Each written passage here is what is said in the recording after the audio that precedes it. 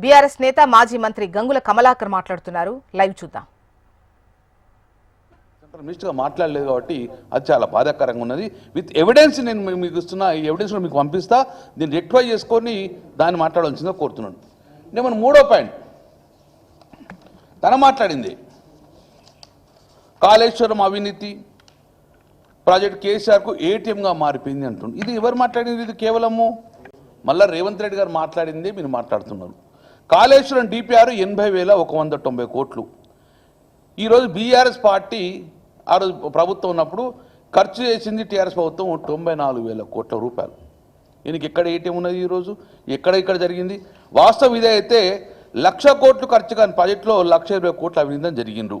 నేను ఒకటే వస్తున్నా, 22/7/2021 అప్పుడు రేవంత్ రెడ్డి గారు ఇదే మన ముఖ్యమంత్రి గారు పార్లమెంట్లో ఒక క్వశ్చన్ వేసిండు. ఏమని వేసిండు? ఇదే సార్ ఏటీఎంగా మారిపోయింది, 1,00,000 కోట్ల కుంభకోణమైంది, దీని గురించి మీరు సెంట్రల్ విజిలెన్స్ పెట్టుకొని మీరు దాన్ని ఎంక్వైరీ చేసి ఒక క్వశ్చన్ ఆన్సర్ ఇవ్వమని చెప్తే డైరెక్ట్ ఆ రోజు క్వశ్చన్ వేస్తే ఆ రోజు కూడా 22/7/21 శ్రీ అనుమల రేవంత్ రెడ్డి గారు పార్లమెంట్లో ఒక క్వశ్చన్ వేసారు.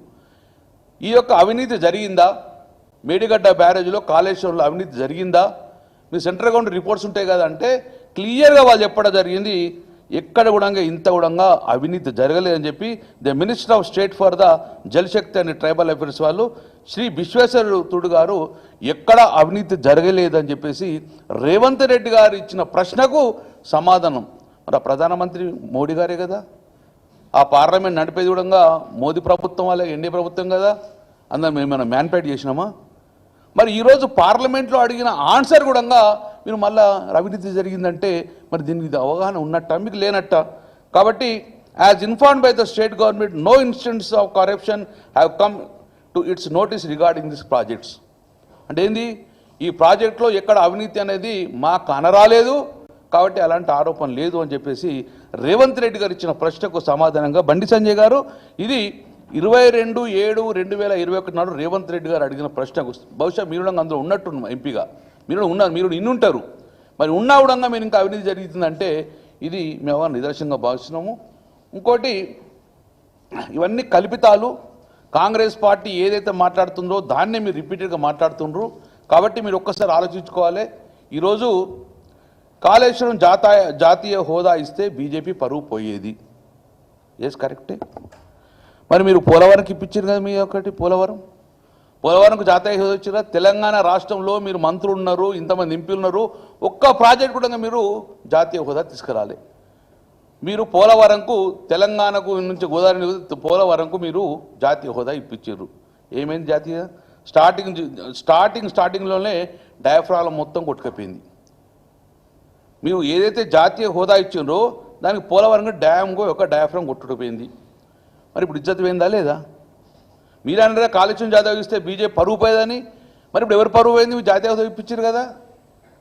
కాబట్టి పోలవరంకి మీరు జాతీయ హోదా ఇప్పించారు, ఎన్డీఏ భాగస్వామ్యం అక్కడ కట్టింది కాబట్టి పోయింది. కాబట్టి ఇప్పుడు ఎవరు ఇజ్జత్ పోయిందో ఒక్కసారి మీరు చూసుకోండి. ఈరోజు తెలంగాణ గడ్డ మీద పెట్టి తెలంగాణ నిధులు వెళ్ళి మీరు ఇప్పించింది అటు. ఈరోజు ఇంకోటి ఎన్డీఎస్ఏ కాళేశ్వరం ప్రాజెక్టు పనికిరా అని చెప్పిండ్రు. బండి సంజయ్ గారు సూటిగా ప్రశ్న అడుగుతున్నా, నిజంగా NDSA national dam security authority వారు ఏ రోజన్నా కూడా ఇలాంటి ఆరోపణ చేసిండ్రా? ఒక ఆరోపణ చేస్తే నేను మళ్ళీ ప్రెస్ మీట్ కూడా రాలేను. క్లియర్గా ఎన్డీఎస్ఏ ఎక్కడ కూడా అలాంటి ఆరోపణ చేయలేదు. కాళేశ్వరము పనికొచ్చేదే, కానీ చిన్న చిన్న టెక్నికల్ ఇష్యూస్ సాల్వ్ చేసుకోమని చెప్పింది తప్ప కానీ ఏ రోజు కూడా మనకు కాళేశ్వరం పనికిరాని చెప్పలేదు. ఇది మీరు తప్పుడు ఆరోపణలు ప్రజలకు తీసుకెళ్ళరు, ఇది కరెక్ట్ కాదు, దీన్ని ప్రూవ్ చేయాలని గుణంగా నేను మళ్ళొక్కసారి చెప్తున్నాను. మేడిగడ్డ బ్యారేజ్ 7వ బ్లాక్లో మరమ్మత్తు చేపట్టండి, కానీ ఇట్స్ వెరీ గుడ్ ప్రాజెక్ట్ అని చెప్పేసి ఎన్డీఎస్సీ రిపోర్ట్ ఇవ్వడం జరిగింది. మరి మీరు గింత అంటున్నారు కదా, మేడిగడ్డలో ఒక్క పిల్లర్ గుంగిపోతేనే బొచ్చలంతా గుద్దుకుంటా ఏదో అవినీతి జరిగిందంటున్నారు కదా మీరు. మరి మీ కళ్ళ ముందు జరుగుతుంది. మొన్న ఈ ప్రభుత్వం వచ్చింది, కాంగ్రెస్ ప్రభుత్వం వచ్చిన తర్వాత ఎస్ఎల్బిసి కుప్ప ఊలిపోయింది. ఇదే సెంటర్లో మీరున్నారు, 2 మంత్రులు సెంట్రల్ మినిస్టర్ మీరే ఉన్నారు. రాష్ట్రంలో రేవంత్ రెడ్డి ప్రభుత్వంలో ఎస్ఎల్బిసి కూలిపోతే 8 మంది చచ్చిపోతే ఒక్కడు రాడు, ఎన్డీఎస్ఏ రాదు, ఒక విజిలెన్స్ ఎంక్వైరీ ఉండదు, మీరిద్దరు మాట్లాడారు. ఎంక్వైరీ అయ్యారు అంటే అది అది ఆ స్కామ్ ఆ కూలిపోతే దాని మీద ఎంక్వైరీ లేదు, ఏం లేదు, బొచ్చలు గుద్దుకుండా లేదు, ఎన్డీఎస్ఏ రాదు, విజిలెన్స్ రాదు, ఘోష్ కమిటీ లేదు, ఏ కమిటీ లేదు. అంటే మీరైతే కలిసి పనిచేస్తున్నట్టుగా ఇక్కడ. ఇంకోటి ఖమ్మం జిల్లాలో పెద్దవాకు మొత్తానికి కొట్టుకపోయింది, మొన్న కొట్టుకపోయింది. ఒక్క స్టేట్మెంట్ రాదు మీది, దాని ఎంక్వైరీ రాదు, మీరు విజిట్ పోసే పరిస్థితి లేదు. సుంకిశాల మొత్తం కుప్పకూలిపోయింది సుంకిశాల, దాని మీద ఒక్క వాడు రాదు మీది, ఒక్కవాడు. ఇటు అరవింద్ అదే మాట్లాడతాడు, బండి సంజయ్ అదే మాట్లాడతాడు, ఎక్కడ చూసినా ఇదే మాట్లాడుతుంటారు. మరి ఇవేందుకో మాట్లాడతలేదు, ఇది మీరు కనబడతలేదు మీకు ఇది. బండి సంజయ్ గారు మీరు ఒక తెలంగాణకే మంత్రి కాదు, ఆంధ్ర కూడా మంత్రి మీరు. మరి ఇవి కూడా మీరు మాట్లాడాలి కదా. నెంబర్ 2, పాలమూరు పథకం వట్టంలో పంప్ హౌస్ మొత్తం ఊలిపోయింది. మొన్న కళ్ళ ముందు కనబడ్డది, దాని మీద మాట్లాడు. ఇవన్నీ కళ్ళ ముందు కనబడేటివే కదా. దీనికి ఎన్డీఎస్ఏ ఎప్పుడు రాదు, వాళ్ళకి ఫ్లైట్ టికెట్ దొరకదో, లేకుంటే తెలంగాణ దారి తెలియదు వీళ్ళందరికీ ఎక్కడుందో. కాబట్టి బీజేపీ ఉన్న కాంగ్రెసు ఈ తెలంగాణలో బలంగా నాటకపోయింది మైత్రబంధం.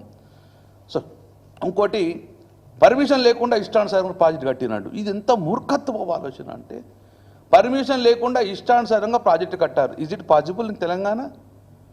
10 సంవత్సరాలు మీరేగా కేంద్రంలో ఉన్నారు, కళ్ళకు కడగకుండా ఇంత పెద్ద బ్యారేజ్ కడతారా? మాకు పర్మిషన్లు ఇచ్చింది ఎవరండి?